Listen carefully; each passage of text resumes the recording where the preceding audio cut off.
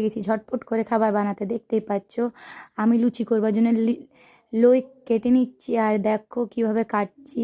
আর কড়াইয়ে তেল গরম হতে দিয়ে দিলাম, আর তেলটা গরম করছি, আর কড়াইয়ের মধ্যে তেল দিয়ে দিচ্ছি। জাস্ট নতুন প্যাকেট তো, প্যাকেট খুললাম, তার জন্য একটু ভয় লাগছে, কারণ সে প্রথম প্রথম ভর্তি তেল থাকতে গেলে পড়ে যায়, তো তার জন্যে দেখো।